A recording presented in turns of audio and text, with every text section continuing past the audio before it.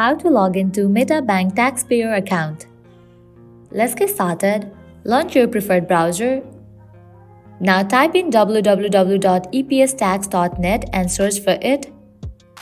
With that, you will be directed to the official webpage of EPS.